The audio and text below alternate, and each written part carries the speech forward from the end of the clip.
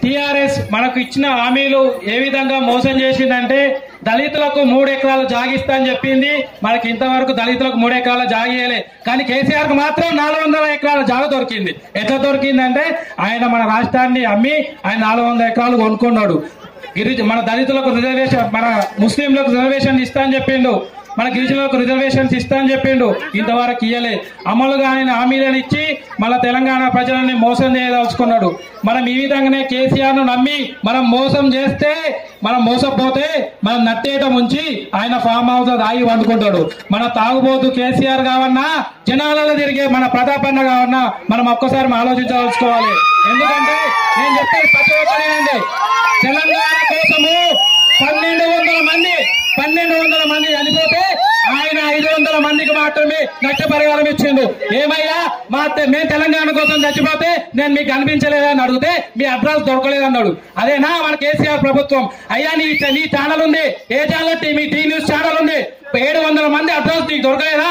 తెలంగాణ వచ్చిన తర్వాత అదే టీ న్యూస్ ఛానల్ 1200 మంది చచ్చిపోయినారు, ఇదిగో లిస్ట్ అని చెప్పి రిలీజ్ చేస్తే ఆ లిస్ట్ నీకు గుర్తురాదు. నీ ఫామ్ హౌస్ 400 ఎకరాలు గుర్తొస్తాయి, నీకు ఏ బాటలు కావాలో గుర్తొస్తాయి, నీ చికెన్ ముక్క గుర్తొస్తుంది. ఇప్పుడు అడుగుతున్నా, తెలంగాణ బిడ్డగా బాగా అడుగుతున్నా, మీరు ఏ విధంగా అయితే దళితులకు 3 ఎకరాలు ఇస్తా అని చెప్పి మోసం చేసినారో, డబుల్ బెడ్రూమ్ ఇస్తా అని చెప్పి మోసం చేసినారో, నేను డబుల్ బెడ్రూమ్ మీరు కట్టకపోతే నీ ముందుకు నేను రాను, ఓటరగా అని చెప్పి మన ఇంటికి వచ్చిండు, మన ముందు చెప్పిండు. మీ ముందుకు వస్తే మీ ఊర్లో డబుల్ బెడ్రూమ్ ఇల్లు కట్టకపోతే నేను మీ ఓటర్గా అన్నాడు. ఇప్పుడు ఏ విధంగా వస్తావని బరాబర్ అడుగుతున్నా. కేసీఆర్ చెప్తావు, రాసుకో, నువ్వు ఎట్లా వస్తావు, నువ్వు మా ఊరికి ఎట్లా వస్తావు, ఎట్లా ఓటు అడుగుతావు అని చెప్తున్నా. ఇంటికి ఒక ఉద్యోగం అన్నాడు, ఏడిచ్చాడు? ఎంతమంది ఉద్యోగాలకు ఇచ్చాడు నేను అడుగుతున్నా.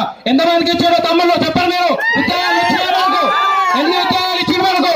ఇప్పుడు చెప్తున్నా, ఒక్క ఉద్యోగం తేలే, ఉద్యోగాలు దొరికినాయి. ఎన్ని ఉద్యోగాలు దొరికినాయి? 5 ఉద్యోగాలు దొరికినాయి. ఎవరైనా చెప్తే కేసీఆర్ ముఖ్యమంత్రి ఉద్యోగం దొరికింది, కవితమ్మకు ఎంపీ ఉద్యోగం దొరికింది, హరీష్ రావుకు ఎమ్మెల్యే ఉద్యోగం దొరికింది, కేటీఆర్ కు ఎమ్మెల్యే ఉద్యోగం దొరికింది. వాళ్ళ కొడుకు మినిస్టర్ చేస్తాడు, హరీష్ రావు మినిస్టర్ చేస్తాడు. మన బతుకమ్మ ఎవరాడతారంటే ఫస్ట్ బతుకమ్మ పుట్టిందా కవితమ్మ పుట్టిందా అంటే కేసీఆర్ ఫస్ట్ మా కవితమ్మ పుట్టింది, తర్వాత బతుకమ్మ పుట్టిందా అని చెప్తాడు. ఇదేనా చెప్తున్నా నేను? ఏదో ఇంతమంది అడుగుతున్నా, మా వాళ్ళు ఉన్నారు, మా అక్కలు ఉన్నారు, అందరూ ఉన్నారు, ఇంతమంది పెద్ద మనుషులు నీకు అనిపించలేదా? తెలంగాణ బతుకమ్మకు నువ్వు ఆమెకు కోసం 10 కోట్లు ఖర్చు పెడతావు, నువ్వు మీ బిడ్డ కోసం 10,000 పెట్టి చీర కొనిస్తావు, మాకు అవే ఇస్తావు నువ్వు 100 రూపాయల చీర. మేము ఎట్లా కనిపిస్తున్నాం? ఇది ఆయన స్వార్థ పరిపాలన నిర్వహించుకున్నాడు, ఆయన స్వార్థం కోసం మాట్లాడుతున్నాడు. ఆయన మాటలు నమ్మొద్దు. అరిచేతుల ఇప్పుడు చెప్తున్నా, అరిచేతుల సర్కం చూపిస్తాడు, అమలు అని పనులు చెప్తాడు, ఆ జనాలు ఆయన చేస్తాడు. ఆయన మాత్రం జల్సాలు చేస్తాడు. జల్సాలు చేసే మనిషిని నమ్మొద్దు, ప్రతాపని నమ్మాలి. ఇప్పుడు నేను చెప్తున్నా, ఆయన ఫామ్ హౌస్ ఉంటాడు, పండుకుంటాడు, జనాల దగ్గరకు వచ్చి కలగడు. మనకి ఏమైనా చేసినావా అని అడిగితే ఫామ్ హౌస్ లో రానియాడు. చేతికాడు పోతే పోరాబాయి నువ్వు అంటావు. ఎవరిని అడగాలి? నేను ఏం చేసినావంటే ఏమడతావు? నేను అడుగా, నాకు తెలియదు ఆయన పోరాబాయి నా అవసరం అయిపోయింది అంటాడు. ఇదే చెప్తున్నా, ప్రతాపన్నకు ఓటేస్తే నేను అది ఇంటికి పోయి అడుగుతా. ఇప్పుడు చెప్తున్నా, అన్నా నువ్వు ఆ ఊరికి ఏమొచ్చినావు, ఏం హామీ ఇచ్చినావు, నువ్వు ఎందుకు చేయలేదు, ఇంకా నేను ఓటా మీరు అడుగుతారు అని చెప్పి టీఆర్ఎస్ నాయకులను అడుగుతున్నా. మీరు అడగరు, ఇప్పుడు తిరుగుతున్నా, ఇప్పుడు ఫోన్లు చేస్తారు, మిమ్మల్ని మభ్య పెడతారు, మందు ఆపుతుంటారు, పైసలు ఇస్తారు, పొద్దున్న చేస్తే ఇష్టం వచ్చినట్టుగా చేస్తారు. కానీ మీరు మోసపోవద్దు తమ్ములు, మోసపోవద్దు అక్కలు. ఒకటే ఆలోచించండి, తెలంగాణ కాపాడుకోవాలంటే, భావి భవితులకు మన భవిష్యత్తు ఉండాలంటే మన కాంగ్రెస్ పార్టీకి మాత్రమే ఓటేయాలి. ఒకటి గుర్తు పెట్టుకోండి, ఇప్పటి వరకు 13 మంది సీఎంలు మారారు.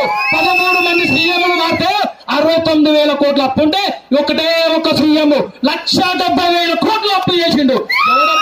అప్పు చేశాడు, ఎవరెవరు చేస్తారని చెప్తాడు. ఈ అప్పులు కట్టడానికి వడ్డీ కట్టుకోనికి సరిపోదు మనది. ఒకటి గుర్తు పెట్టుకోవాలి, మనకు ఉద్యోగాలు రావాలన్నా, మనకు డబుల్ బెడ్రూమ్ ఇల్లు రావాలన్నా, మనకు పెన్షన్ రావాలన్నా, వికలాంగులకు పెన్షన్ రావాలన్నా, మన పిల్లలకు, మా తమ్ముళ్లకు, నాతోటి వాళ్లకు ఉద్యోగాలు రావాలన్నా కాంగ్రెస్ పార్టీకి మాత్రమే సాధ్యం.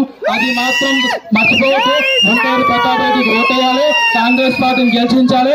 100% ఒంటరి ప్రతాప్ రెడ్డి గెలుస్తున్నాడు. ఈ వచ్చేది కాంగ్రెస్ ప్రభుత్వమే. కళ్ళబొల్ల మాటలు నమ్మొద్దు, కాంగ్రెస్ పార్టీని నమ్ముకోండి, హస్తం గుర్తుకు ఓటేయండి. జై కాంగ్రెస్.